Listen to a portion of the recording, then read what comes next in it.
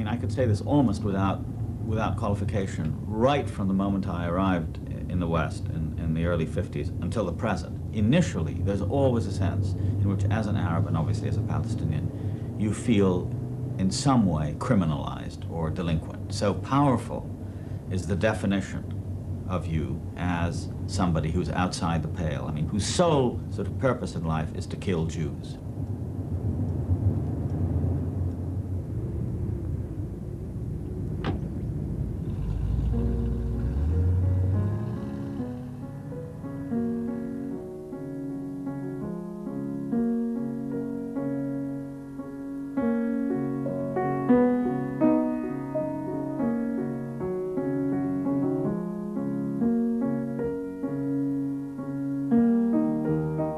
Edward Said is one of America's most distinguished literary scholars and critics. He is in exile in the very particular sense that the country in which he was born and spent his childhood no longer exists. Although most of his time is devoted to academic work, writing and lecturing on literature and music, Said's other great preoccupation in exile is the story of Palestine and the Palestinians. Said was born in 1935 into a wealthy Christian Palestinian family. 13 years later, with the declaration of the State of Israel, the Said family gave up their home in Jerusalem and settled in Egypt and then in Lebanon. Edward was sent to English schools, first in Cairo and later in the United States. He studied at Princeton and Harvard and went on to become professor of comparative literature at Columbia University in New York.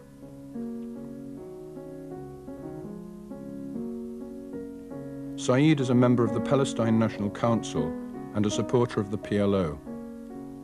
In March, he was invited to Washington to advise George Shultz on the Palestinian question.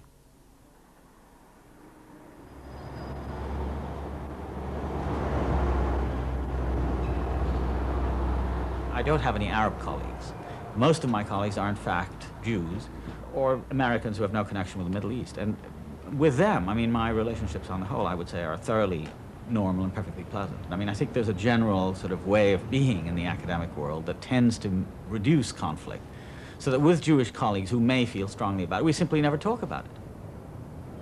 The worst aspect of it is, of course, the occasional threat of violence. I mean, my office has been raided and vandalized. I've received death threats and phone messages that are, you know, quite unpleasant. So there's that. I mean, there's the hint of violence around there. And I suppose, in general, I do feel, given the atmosphere surrounding Palestine and Palestinians, in New York in particular, I do feel, whether anything is said overtly or not, I feel as if I'm a delinquent, sort of before anything gets going. I am somehow guilty as charged. Along with other left-wing Arab and Jewish intellectuals, Said appears in several academic blacklists as an enemy of Israel. I think, to be honest with you, my first inclination is to be vaguely amused by this, because, I mean, I must say, as a group who's supposed to be the enemies of Israel, we seem, to me anyway, to be not a very formidable, you know, enemy. But then, you know, you get angry because, I mean, it's obviously meant to be intimidating and to threaten you and to obviously, you know, smear your reputation that you're in. There's always something suggestive about it, that you're in the pay of somebody else, or that you're really a terrorist. You know, you're an agent for terrorism, or this sort of thing. And I've been called that, actually, quite frequently by you know, polemicists and even other scholars who prefer to do that rather than, you know, try to engage with my ideas. But I think the overall feeling that I have is one, when I think about it, you know, for any length of time, is one of you know, astonishment at the sort of injustice of it. You know, here I am, a child of a people that's been sort of kicked out of its own land, forbidden to return. I mean, that is to say, most of the authors of these books, for example, are sometimes students who are employed by these agencies to spy on me and to find out what I say and this sort of thing. And if they're Jewish, just by fact of being Jewish, born in New York, of a Jewish parent, they're entitled to go to Israel, or Palestine as I call it, become Israeli citizens at any time that they wish. I was born there, my father was born there, my grandfather, great-grand, etc. And I can't return. I don't have the same right. I mean, the law of return somehow covers them, And my people, my family, were kicked out of there, and they're writing books about me, accusing me of terrorism. I mean, the enormity of the whole thing just baffles me at the same time that it strikes me very strongly.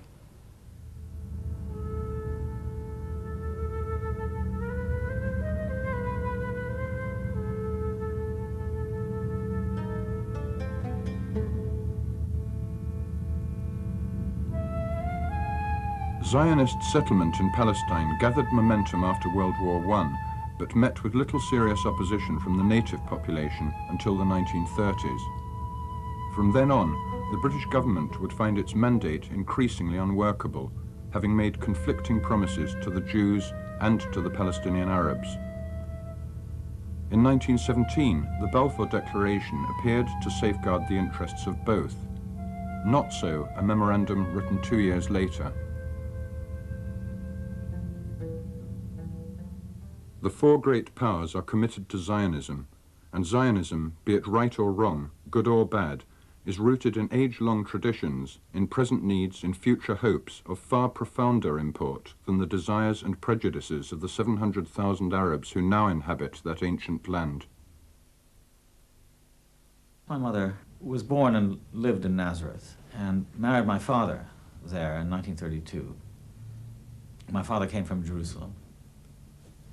And it wasn't really until about, I would say, maybe 10 or 15 years ago that she told me it's quite an extraordinary experience that she had. When she married my father, they had to register the wedding. And together, they went to the Palestine government mandatory office. The official there was an Englishman. And my mother said that she watched him sort of rip up her passport. And he, in amazement, my mother said, well, why are you doing this? He said, well, now you'll travel on your husband's passport. And she said, yes, but I mean, why did I have to lose mine in that way? And he said, well, because your place and this card is going to be given to a Jewish immigrant to Palestine. And the idea was that her identity was just, you know, just by a simple act of tearing up a piece of paper, was taken away from her by a foreigner. And she lived with the consequences of that for 30 years. And then she became, in the 50s, in the late 50s, a Lebanese citizen. And of course, she's not Lebanese, she's Palestinian. At Haifa, the last British troops leave Palestine, and very few of them can have been sorry. As the tanks and soldiers went aboard the transports, the thought that a difficult and thankless job had been well done must have mattered much less than the prospect of going home. The Union Jack was hauled down, and the doors closed for good on the British mandate. Later in the day, Israel's flag was flying over Haifa, and the Prime Minister, Mr. Ben-Gurion, was there for the taking over ceremony. A sad chapter had closed, and the world hopes that UNO will be able to find a satisfactory solution to the Palestine problem.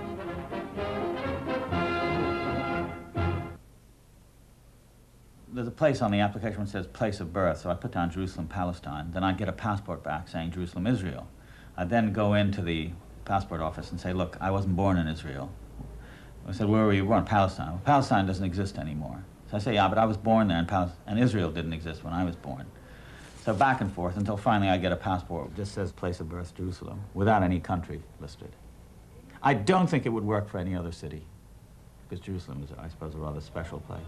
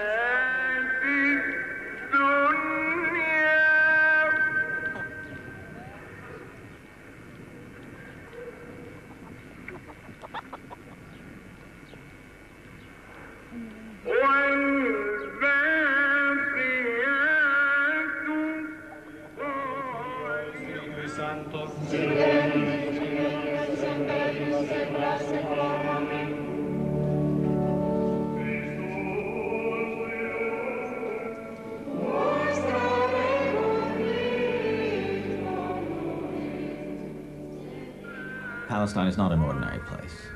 I'm sure where oppression occurs, like South Africa or Chile and so on, those are not ordinary places either.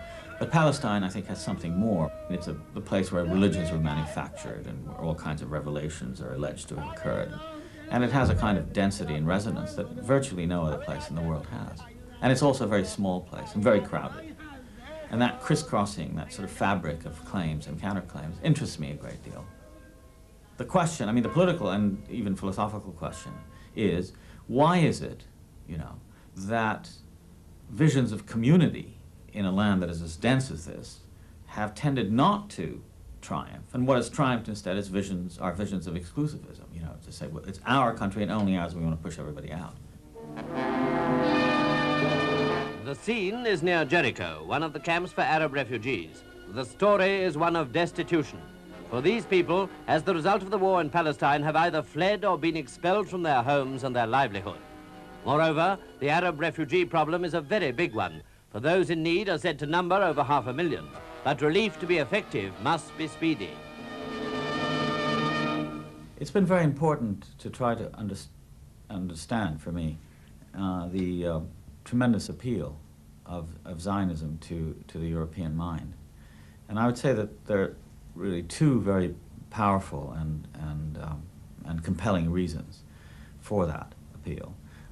One of them is, the first reason is that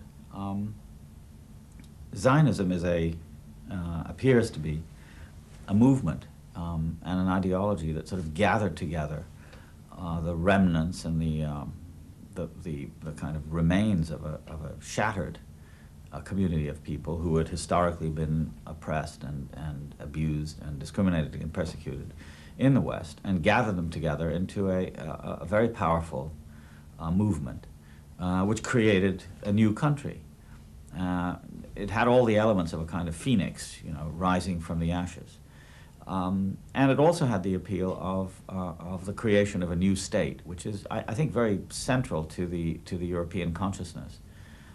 Because, a lot like, for example, the American experiment of Europe, that is to say, sending out people to America to create a new country. And obviously it explains the peculiarly close connection between America and Israel. There's this tremendously attractive idea of starting out afresh, of starting with a clean slate, of building a new country, making the desert bloom. I mean, it has all the elements also of miracle. And that's very, very appealing, I think. Said's ability to look at the West from the East and the East from the West, having been educated in both, informs the themes and arguments of much of his work. In his best-known and most influential book, Said examined 19th century Western attitudes to the Orient and Oriental society. I was struck by the consistency and the coherence of pictures or representations of the East, or the Orient as I called it, in a lot of European culture, say 19th century French paintings by Gérôme, for instance, or novelistic writing, say, in the work of people like Flaubert and Disraeli, say, and sort of scholarly writing by linguists and historians and anthropologists and sociologists. The consistency of the picture that emerged of something called the Orient, and the extent to which a lot of this material contributed to creating a kind of unified image of the Orient, which had a very set character, which had a particular set of characteristics that keep coming back, sensuality, despotism, wealth, promise, cruelty. And so I tried to show how this collective portrait of the Orient grew in the 19th century and became as consistent as it was. And I related it to, and I think this was one of the things that was quite controversial, I related it to European power. I was saying, really, that there is no such thing as the Orient. The Orient is much more complicated, much more varied, much more heterogeneous, and above all, much more detailed than any of these grand generalizations about, well, we know that Orientals tend to think in certain ways. That, for example, one of the things I mentioned in the early part of the book was Lord Cromer, who'd say the Oriental mind is different from ours. It is not capable of grasping Western logic. You know, an Egyptian, for example, cannot walk on the sidewalk, you would say. You know, he has to walk on the street. That's a function of the mind. And I was saying all of that's absolute nonsense. You know, you can't make these generalizations and then pretend that they are factual or scientific generalizations. They are rooted in rule. What do you think of when you think of an Arab? Somebody with a towel on their head, camel, and maybe some sand. Want to throw a pyramid in there? Well, guess who's here? Right on our stage. This itself would not have been possible not long ago. Edward Said joins us, professor of English, Columbia University, member of the Palestine National Council, to which umbrella organization belongs the PLO. You were born in Jerusalem and raised in Egypt and Palestine. You are currently a United States citizen. Kenneth Jacobson, Director of Middle Eastern Affairs for the Anti-Defamation League of B'nai B'rith. You don't want to talk to Mr. Said unless the PLO declines or moves away from its stated policy of destroying Israel. If the PLO doesn't recognize Israel's right to exist, then I suppose there's some passionate people who might think you are betraying Israel to even appear with the man. Is it that bad out there now? It's not that bad out there now. It's been bad for a while in the sense that you have to have something to talk about. When someone says to you his basic assumption in speaking to you is that you don't have a right to exist, where do you go from there? It's off-putting, yes. Mr. Said, Professor Said, how do you respond to that?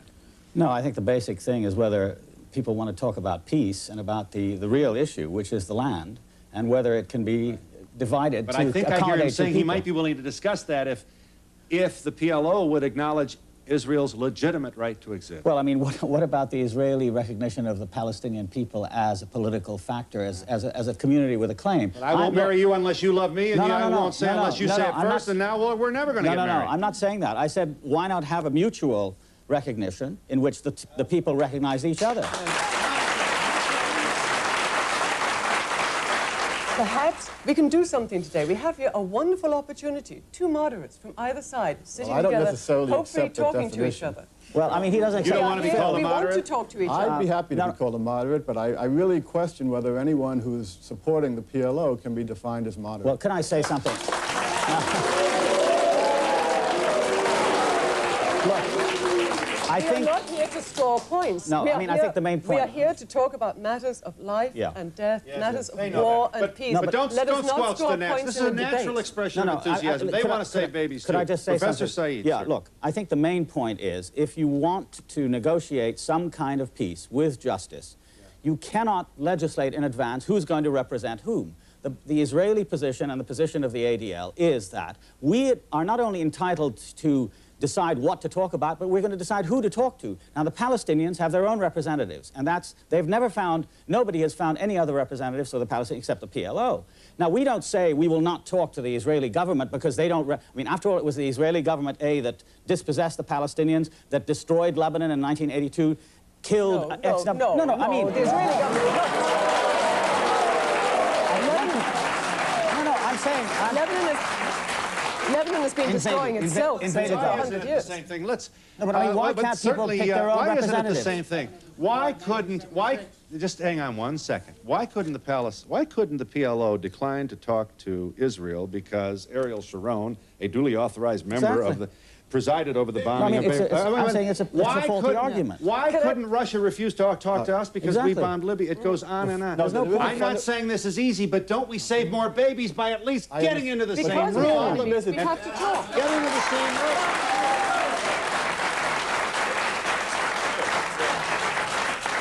The problem is it didn't start yesterday. Wait, It we didn't have to start talk. yesterday.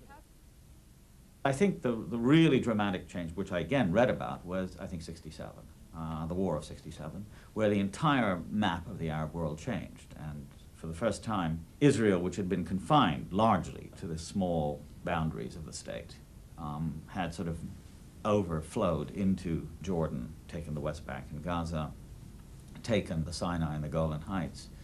And reading about this in America, watching it on the television, almost entirely from the viewpoint of a horrified and shamed victim, because then it was perfectly clear that I was an Arab.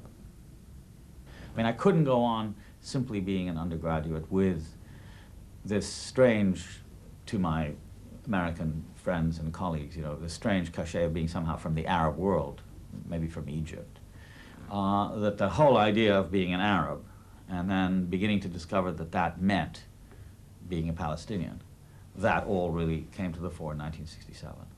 I mean, that was, I would say, the great explosion.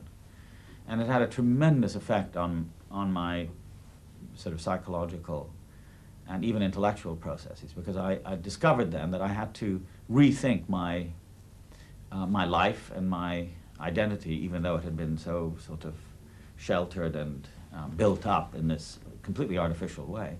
I had to rethink it from the start. And that was a process that really is continuing. I mean, it hasn't ended for me.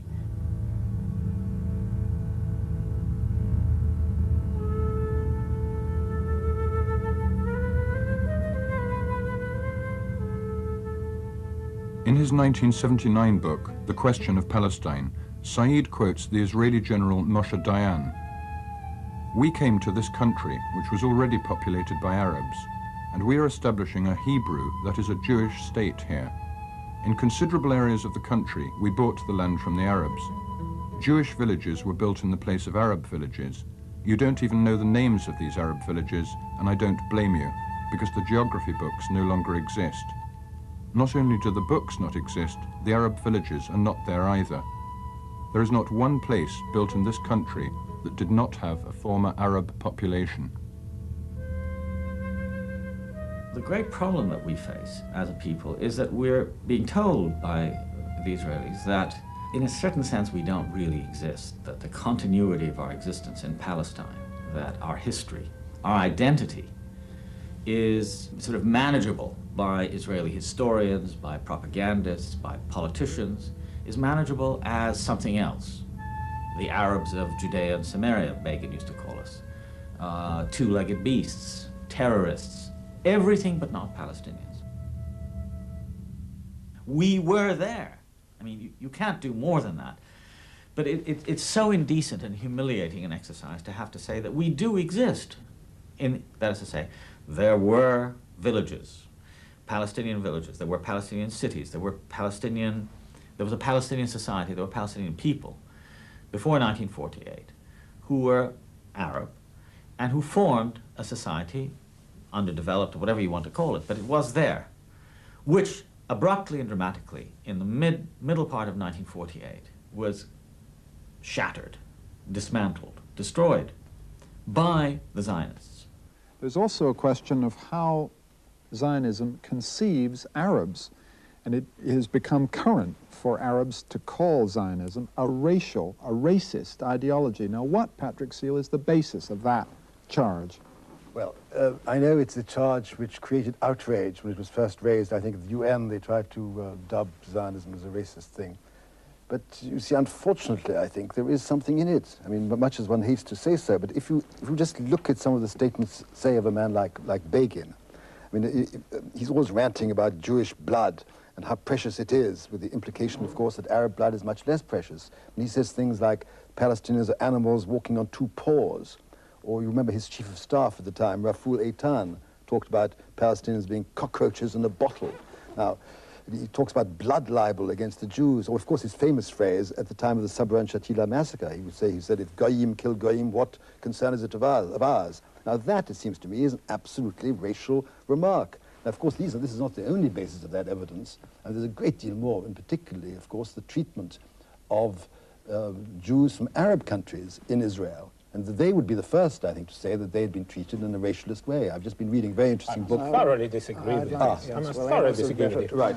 Now, of course, you can mention, I can give you a list of 24 other loudmouth generals in Israel who have said outrageous things, but this you can say about every country. I mean, in this country there are no loudmouth politicians and loudmouth generals. Surely I would not make generalizations about England on the basis of what a couple of politicians they have said about the West Indian immigrants and so forth. Is Begin just a random politician, or does he represent a trend? Well, Begin does not represent a trend. Begin, I think, is a very sad consequence of 40 or 50 years of Arab-Israeli wars.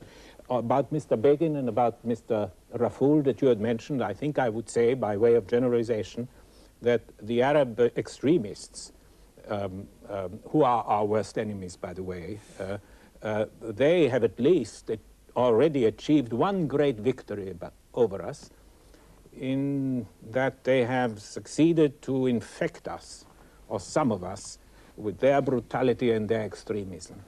This, I think, is a consequence of 50 and 60 years of war. I think what Patrick is saying, in another way, I'd like to reformulate and say that had there been in the United States, for example, immigration laws which said that only white Anglo-Saxon Protestants can emigrate and get a citizenship, then you as a Jew and I as a Palestinian would object.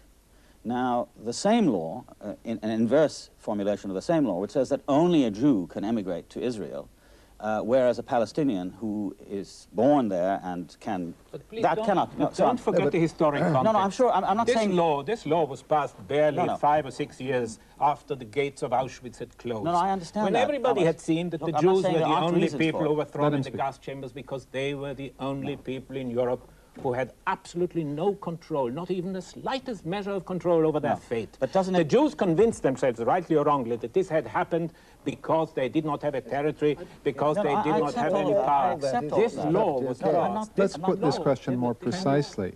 How exactly do you justify, not in 47 or 48, when the Auschwitz case seems to be unanswerable, but how do you justify in 1987 a law of return which entitles a Jew from London or from Manchester to return to enjoy rights and citizenship protection in Israel, which are denied to Arabs born in that country, born on that territory? Try as he or she might, a Palestinian finds it very difficult. I won't say impossible, but I think it's very, very hard. And in this, I think Palestinians are like most people. It's very hard for the Palestinian who feels himself or herself to have been the victim of injustice by Jews, Israeli Jews, to sympathize or imaginatively incorporate the history of the Holocaust and say, well, we forgive them for what they did. I mean, after all, they suffered this enormous, this colossal historical tragedy, the Jews did. And the fact that they are evicting us from our territory, that they are placing us under occupation, that they're treating us as third-class citizens, that they are killing our people, that they are confining us to camps, etc., etc., etc., we understand. Nobody can understand that. I mean, you can grasp the first fact, the fact of the Holocaust, but you can't translate that into your own doom. I mean, as another person, as the doom that is visited on you by those people. I mean, it's very, very hard to do that. On the other hand, I really genuinely believe that it's incredibly important for Palestinians to try to understand what it is that what force it is that we're dealing with. You know, I made a great effort to go and see Shoah, you know, the Lanzmann film about the Holocaust, which was shown recently in New York. You know, it's 9.5 or 10 hours, and I'm certain that that my wife and I were the only two Arabs in the audience when we saw it. And I could feel it all, you know, and I understood the enormous horror, and I was aghast at it. I mean, because I understood it as a kind of European or Western kind of Holocaust, which it was. But then when I came to the point of saying, well, what does this mean to me? It means to me that this is the legitimization of what has happened to us as a people, the Palestinians. And then, you know, it's a paradox, you can call it an antinomy, you can call it a tragedy, but it doesn't lessen one's will, and this is the second point, it doesn't lessen your will to struggle against it.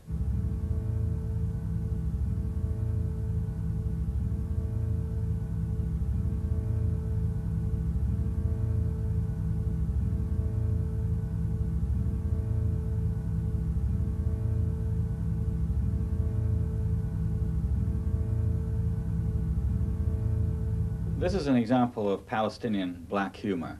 It's something that was broadcast on the Israeli radio during the summer of '82 as an instance of how a Palestinian captured quote-unquote terrorist is interrogated by somebody. But it was then transcribed by a friend and given to me. And it was played many times on the radio in Beirut as a form of entertainment, of how the Palestinian, who was in fact captured, turns the table on his Israeli captor, who's interrogating him. And this is what happens on the radio. So the Israeli broadcaster says, "Your name." The captured Palestinian says, "My name is Ahmad Abdul Hamid Abu Sitti." The Israeli man says, "What's your movement name?" "My movement name is Abu Layl, father of night." "Tell me, Mr. Abu Layl, to which terrorist organization do you belong?" He responds, "I belong to the Popular Front for the Liberation, Tahrir. I mean terrorization of Palestine, Tahrib in Arabic. And when did you get involved in the terrorist organization?" "When I first became aware of terrorism." "And what was your mission in South Lebanon?" "My mission was terrorism. In other words, we would enter villages and just terrorize. And whenever there were women and children, we would terrorize. Everything and all we did was terrorism." By this time, of course, the Israelis are very happy that this man is saying all of these things. "And did you practice terrorism out of belief in a cause or simply for money?" Palestinian, "No, by God, just for money. What kind of cause is this anyway? Why, is there still a cause? We sold out a long time ago. Tell me, where do the terrorist organizations get their money?" "From anyone who will spare money for terrorism. In other words, from the Arab regimes that support terrorism." Of course, he's now giving him exactly what he wants, but I mean to such a degree that it's... "What's your opinion," the Israeli says, "what's your opinion of the terrorist Arafat?" Palestinian, "I swear he's the greatest terrorist of all. He's the one who sold us and the cause out. His whole life is terrorism." "What's your opinion of the way the Israeli Defense Forces have conducted themselves?" Palestinian, "On my honor, we thank the Israeli Defense Forces for their good treatment to all us terrorists." "Do you have any advice for other terrorists who are still terrorizing and attacking the IDF?" Palestinian responds, "My advice to them is to surrender their arms to the IDF, and what they'll find there is the best possible treatment." "Lastly, Mr. Terrorist, would you like to send a message to your family?" Palestinian, "I'd like to assure my family and friends that I'm in good health, and I'd also like to thank the enemy broadcasting facility for letting me speak out like this." "You mean the Kol Israel, the voice of Israel?" "Yes, sir. Thank you, sir. Naturally, sir." That's, of course, very amusing and very ironic. Yeah. But I do need to know where you stand on this question of terrorism, the killing of innocent people, men, women, children, by Palestinians. Well, I think it's I think it's a horrible thing. I've always been against it. I've always felt that the emphasis on what has been called armed struggle has been indiscriminate and sometimes foolishly and, in a political sense, stupidly relied on. But I never will concede that the essence of the Palestinian struggle, as the Israelis say, is terrorism. I think that the Palestinians, by and large, to a fantastic degree, have waged war against a merciless occupier, a person, a state, an army, an enemy that has dispossessed them and has done far, far worse to Palestinians than any Palestinians have done to Israelis. And I think one must always make the distinction between terrorism, which is, as I say, random and stupid and unpolitical, and the struggle against an oppressor. And I think in that particular distinction, I'm obviously for the latter and totally against the former. At the same time, as I say, that I myself have always been made uncomfortable by the use of arms in this very ugly and long-standing struggle. But I certainly must say that I've been much more impressed by the cruelty and, above all, the extent of Palestinian suffering than at the hands of the Israelis than the other way around. I mean, the ratio is infinitely greater. The Israelis make no secret of it, that they've always killed Palestinian civilians, sometimes at the rate of 100 to 1 Israeli death. So I think, given that, I think the use of the word terrorism is a mistake. That seems very clear, but also very cold and unfeeling, one has to say. I'm not sure what you mean, unfeeling. Well, to say that bombing schools or school buses is not political. No, no, I mean, by that I mean it's wanton murder, is what I'm saying. If that's being cold, then I'm being cold. I'm simply saying that all violence of this sort is ugly. I don't myself believe in the purifying quality of violence as it's sometimes alleged to have. I don't believe in cults of arms and blood and so on and so forth. So that any act of that sort horrifies me. And I've grown up in an area which has had more than its share of violence in my lifetime. But the best that can be said about it is that it's advanced a political goal. I mean, certainly the Zionists have used it and brought it, in fact, to the area. Terrorism, as we know it today, the planting of bombs in marketplaces and so on and so forth, was, in fact, introduced into the Middle East by the Zionists in the 20s. So I'm against that, but what I'm also trying to say is that some people will say that it advances a political cause. I myself don't feel that it does. I mean, I think it in this way, it simply attracts attention to it. But the net result of Zionist terrorism and violence in the first third of the 20th century has brought forth, to my mind, the anomaly, the horrific and unacceptable status in the Middle East today of the State of Israel, which is in fact an armed garrison state, which now exports more arms and distributes violence all around the world, vastly disproportionate to its size. I mean, in that respect, I think it's a horrible cycle of violence. But in it all, I think the Palestinian is the victim. There's no question about that.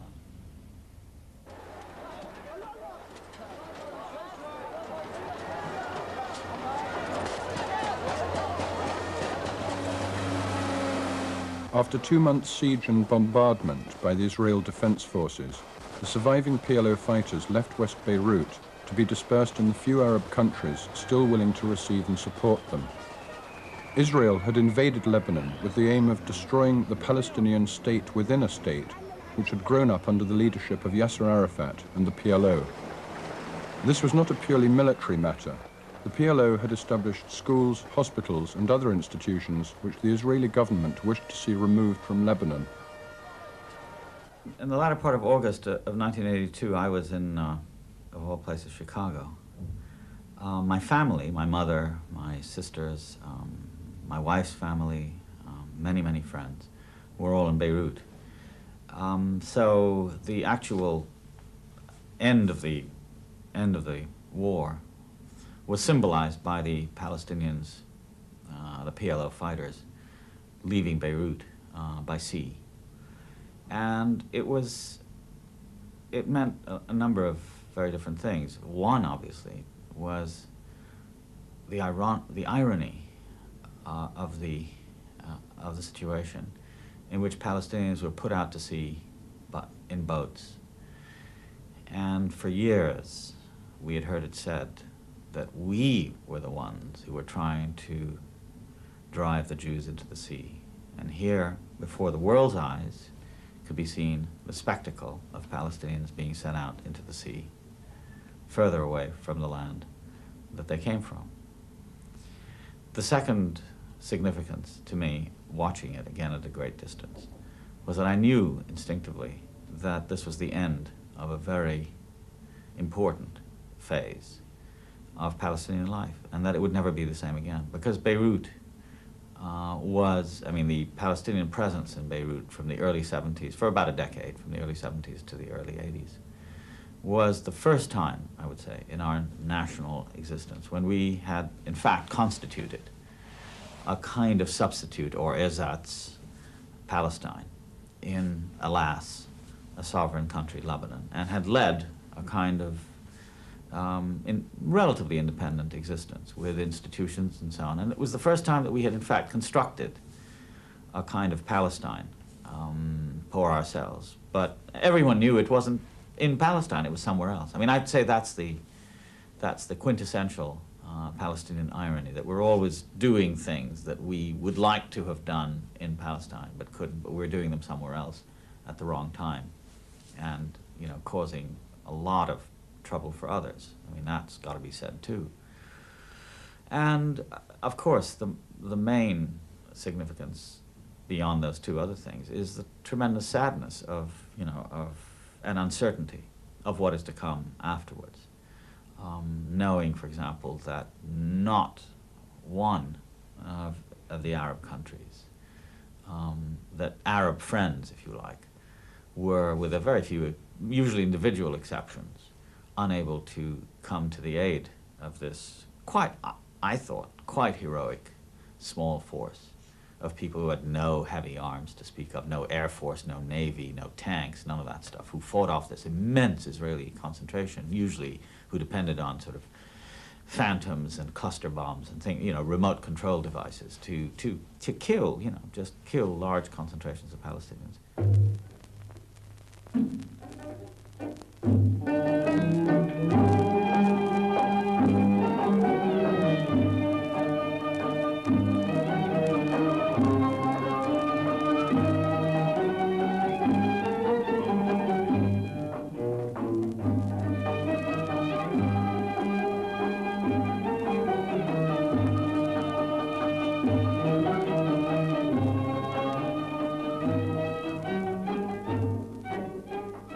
Beirut really became the last of the places of my early years, Palestine, Egypt, and Lebanon were the third, to which I could no longer return. And its disappearance was of immense and terribly sad significance for me. And second, it was also the loss of a place that had been immensely generous and hospitable to a whole generation of Arab exiles, not only Palestinians, but Iraqis and Syrians and Egyptians and Sudanese and so on. And it was the shall we say, the expatriate capital of the Arab world, and it was over. In that respect, Beirut really now stands for a kind of nostalgia, it represents a kind of nostalgia and intellectual and political and personal development, which is really utterly closed, shut off in a way that is so sad to behold, particularly as it seems to continue. I mean, it's not as if it happened and it was over, but the news of Beirut, as we hear it, and since my mother still lives in Beirut, is that of a city that's sort of chopping itself and bleeding to death.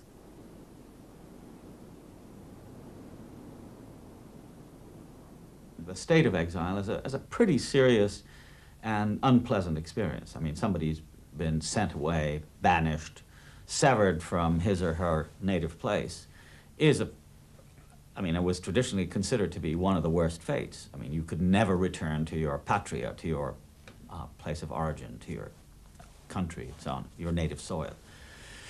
And I think it's right to concentrate, therefore, on the dispossessions, on the diminutions and the unhappinesses of all that, the impermanence, the loss, and so on. On the other hand, you could say, well, since exile is, as I believe it is, a permanent state, in other words, it's something that cannot be gotten over, it can't be restored. You can't restore yourself to a state of, it's like the fall from paradise, you can't really go back. In that case, what is it that exile affords you that wouldn't be the case for somebody who always stayed at home and went through the daily routine? And I think there, what the essential privilege of exile is to have not just one set of eyes, but half a dozen, each of them corresponding to the places you've been. And therefore, instead of looking at an experience as a single unitary thing, it's always got at least two aspects. I mean, the aspect of the person who's looking at it and has always seen it, okay, looking at it now and seeing it now. And then, as you're looking at it now, you can remember what it would have been like to look at something similar in that other place from which you came. So you can bring the two experiences together, and there's always a kind of a doubleness to that experience. And the more places you've been, the more displacements you've gone through, as every exile does, because every situation is anew, and you start out each day anew, the more experience seems to be multiple and complex and composite and interesting for that reason.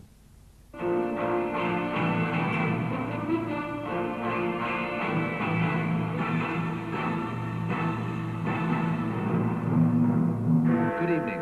Tonight we start with an exclusive report from inside the Palestinian refugee camp of Bourj al-Barajneh in West Beirut. It's been under siege since the end of October, and women and girls have to run a daily gauntlet of sniper fire to get food and medical supplies. The three main camps are Sabra and Shatila, where Palestinians were massacred by right-wing Christian militias after the Israeli invasion in 1982, and further down in the southern suburbs of Beirut, Borj al-Barajneh, covering about a square mile. It's been held under siege for over 5 months by Amal militiamen and Shiite Muslims in the Lebanese army, who don't want the PLO to re-establish a power base in Lebanon. Borj al-Barajneh, like other Palestinian refugee camps, was built by people who fled the new state of Israel in 1948. It's always been a sort of state within a state itself. You become incapable, really, of reacting further. I mean, you just take it in and say, that's where we are.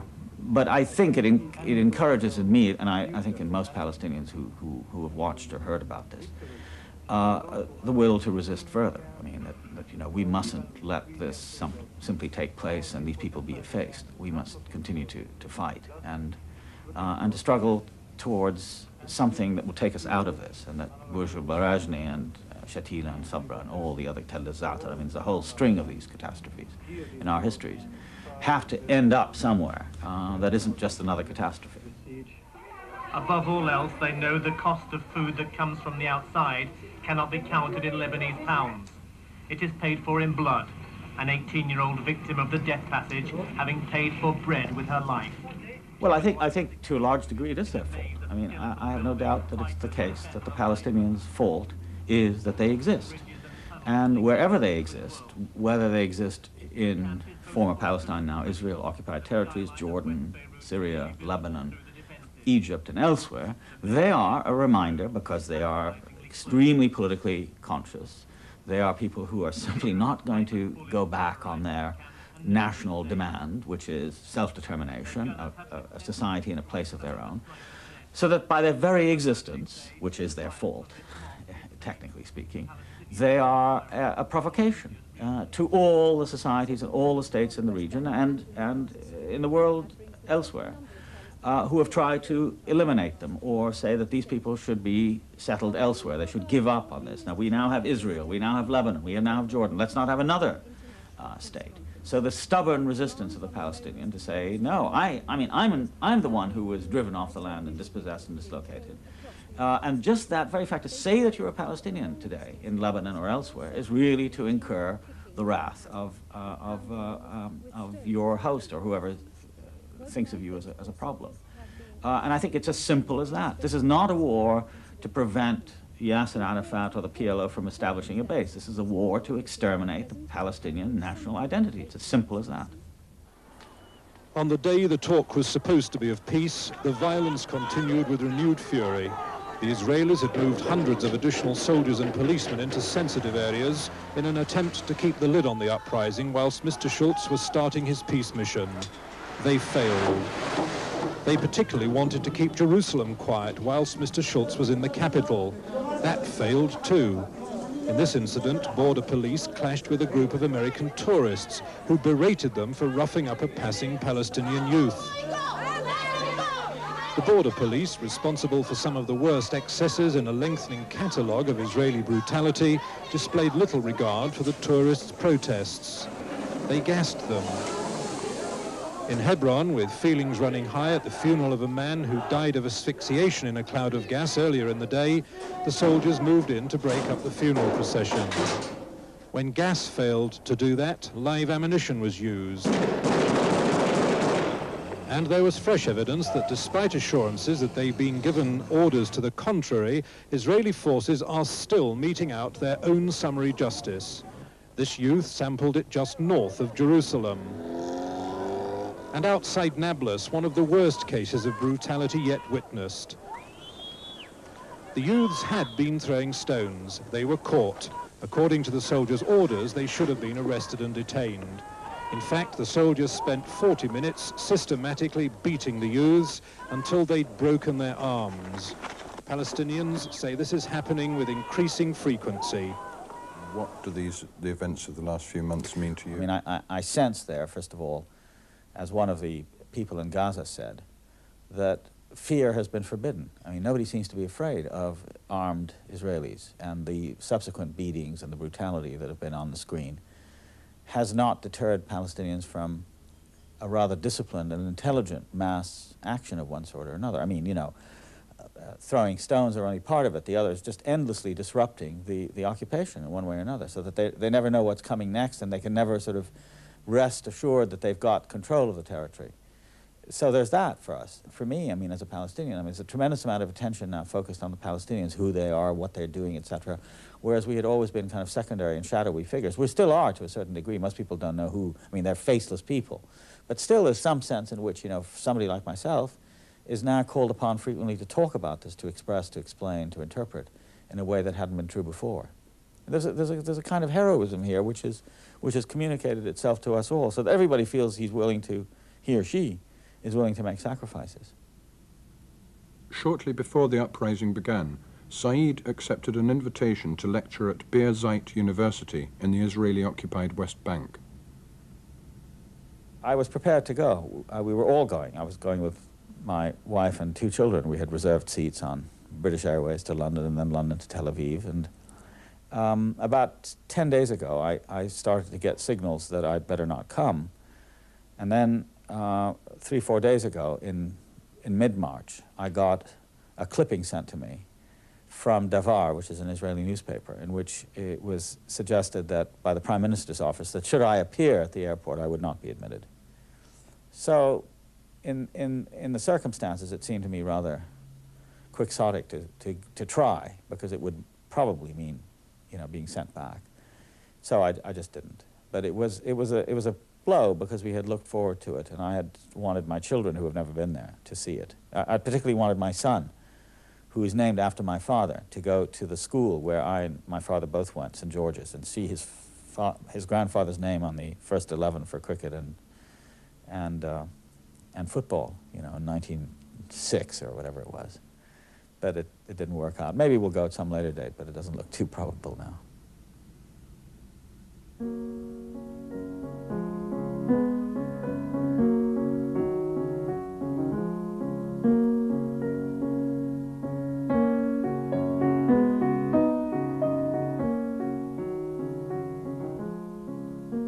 Exile. The facts of my birth are so distant and strange as to be about someone I've heard of rather than someone I know. Nazareth, my mother's town. Jerusalem, my father's. The pictures I see of these places today display the same produce, presented in the same carelessly plentiful way, in the same rough wooden cases. The same people walk by, looking at the same posters and trinkets, concealing the same secrets, searching for the same profits, pleasures, and goals. The same as what? There's little that I can truly remember about Jerusalem and Nazareth. Little that is specific, little that has the irreducible durability of tactile, visual, or auditory memories that concede nothing to time. Little that is not confused with pictures I have seen or scenes I've glimpsed elsewhere in the Arab world. Palestine is exile, dispossession, the inaccurate memories of one place slipping into vague memories of another. The story of Palestine cannot be told smoothly. Instead, the past, like the present, offers only occurrences and coincidences, random.